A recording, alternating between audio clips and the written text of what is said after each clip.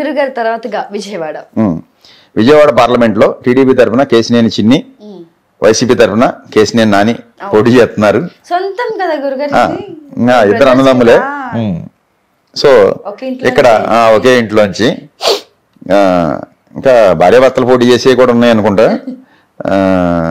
ఇక్కడ మన ప్రదక్షిణ అయితే కేసినేని నాని గారే ఒక 27,000 ఓట్లతో మళ్ళీ అక్కడ టీడీపీలో ఉన్నా మళ్ళీ ఎక్కడైనా తిరిగి ఆయనే మళ్ళీ ఎంపీగా గెలుస్తారని మన ప్రదక్షిణ ఇవ్వడం జరుగుతుంది. అలాగే తిరువూరు కాన్స్టిట్యున్సీ ఎస్సీ అమ్మాయిది. ఇక్కడ పాత ఎమ్మెల్యేని మార్చి వైసీపీ నల్లగట్ల స్వామిదాస్కి ఇచ్చారు. సో ఇక్కడ టైట్ ఫైట్ లో కూడా 2,200 ఓట్ల పైచిలుకుతో స్వామిదాసే గెలుస్తారు. ఇక విజయవాడ వెస్ట్ లో బీజేపీ తరఫున సుజనా చౌదరి, వైసీపీ తరఫున షేక్ ఆసిఫ్ అంట. ఇక్కడ మనమైతే ఆసిఫ్కి 6,000 మెజార్టీతో గెలుస్తాడని ఇవ్వడం జరుగుతుంది. విజయవాడ సెంట్రల్ వచ్చేసేసి ఇక్కడ బోండా ఉమా టీడీపీ అభ్యర్థి, ఆయన ఒక 5,600 6,000 ఓట్లతో బోండా ఉమ్మ గారు గెలుస్తారని ఇవ్వడం జరుగుతుంది. అలాగే విజయవాడ ఈస్ట్ మనమైతే వైసీపీ అభ్యర్థి దేవినేని అవినాషే 3,000 ఓట్ల పైచిలుకతో గెలుస్తారని ఇవ్వడం జరుగుతుంది. అలాగే మైలవరం వచ్చేసి టీడీపీ అభ్యర్థి వసంత కృష్ణ ప్రసాద్, ఈయన ఒక 7,000 ఓట్ల పైచిలుకతో ఇక్కడ టీడీపీ గెలిచే అవకాశాలు ఉన్నాయి. ఇక నందిగామ ఎస్సీ నియోజకవర్గంలో మొండితోక జగన్మోహన్ రావు గారు ఒక 1,500 ఓట్లతో గెలుస్తారు టైట్ ఫైట్ లో అయినా. అలాగే జగ్గైపేట కూడా టైట్ ఫైట్ లోనే సామినేని ఉదయభాను ఒక 1000 ఓట్లతో అయినా వైసీపీ అభ్యర్థి గెలుస్తాడమ్మా. ఓవరాల్ గా అదే ఇక్కడ కేసినేని నాని గారే మన మళ్ళీ ఎంపీ అవుతాడు మూడోసారి. గుంటూరు పార్లమెంట్ పరిధిలో చూసుకుంటే కూటమి అభ్యర్థి టీడీపీ తరఫున పెమ్మసాని చంద్రశేఖర్ అని చెప్పి ఎవరు ఎన్ఆర్ఐ వచ్చాడు. సో తర్వాత వెంకట రోషయ్య వైసీపీ తరఫున వచ్చారు. సో ఇక్కడ గుంటూరులో ఒక 10,000 ఓట్లతో ఎంపీ అక్కడ టీడీపీ అభ్యర్థి పెమ్మసాని చంద్రశేఖరే గెలిచే అవకాశాలు ఉన్నాయి. ఇక తాడికొండ ఎస్సీ నియోజకవర్గం అసెంబ్లీ సెగ్మెంట్ లో మేకతోటి సుచరిత ఒక 2,000 ఓట్లతో బయటపడే అవకాశాలు ఉన్నాయమ్మా. అలాగే మంగళగిరి నారా లోకేష్ గారు ఇక్కడ 2,245 ఓట్లతో గెలుపు అవకాశాలు ఆయనకే ఉన్నాయని ఇవ్వడం జరుగుతుంది మనకి. అలాగే పొన్నూరు నియోజకవర్గంలో అంబటి మురళీకృష్ణ 1,900 ఓట్లతో వైసీపీ అభ్యర్థి గెలుపు అవకాశాలు ఉన్నాయి.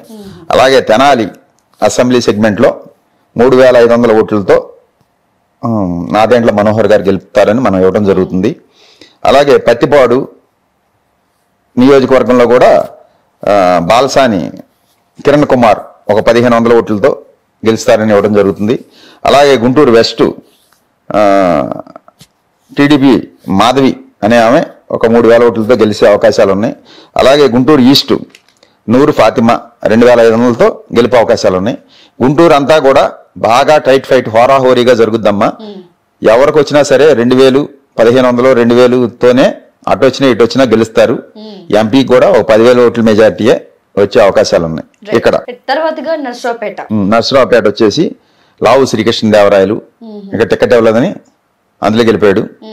వైసీపీ నుంచి జంప్ వెళ్ళిపోయాడు కృష్ణదేవరాయలు. తర్వాత అనిల్ కుమార్ యాదవ్ నెల్లూరు ఆయన తీసుకొచ్చి ఇక్కడ పెట్టాడు, ఎవరు వైసీపీ. సో ఇక్కడ మనం ఇచ్చేది అయితే 16,000 ఓట్లతో నర్సరావుపేటలో అనిల్ కుమార్ యాదవ్ గెలుస్తాడని చెప్పి ఇవ్వడం జరుగుతుంది. తర్వాత వచ్చేసి పెదకూరపాడు అసెంబ్లీ సెగ్మెంట్ లో భాష్యం ప్రవీణ్ టీడీపీ అభ్యర్థి 2,100 ఓట్లతో గెలుపు అవకాశాలు ఉన్నాయి. సో తర్వాత చిలకలూరుపేటలో పత్తిపాటి పుల్లారావు టీడీపీ అభ్యర్థి ఒక 1,500 ఓట్లతో గెలుపు అవకాశాలు ఉన్నాయి. అలాగే నర్సరావుపేట అసెంబ్లీ సెగ్మెంట్ లో గోపిరెడ్డి శ్రీనివాసరెడ్డి 4,000 ఓట్లతో గెలుపు అవకాశాలు ఉన్నాయి. అలాగే సత్తెనపల్లిలో వైసీపీ అభ్యర్థి అంబటి రాంబాబు ఒక 1,000 ఓట్లతో బయటపడతాడని ఇవ్వడం జరుగుతుంది. అక్కడి నుంచి నాకు ఫోన్లు వచ్చి కన్నా లక్ష్మీనారాయణ గెలుతాడు, నువ్వేంటి రాంబాబు గెలుతాడు అని చెప్తున్నావు అని నాకు చాలా మంది ఫోన్లు చేస్తున్నారు.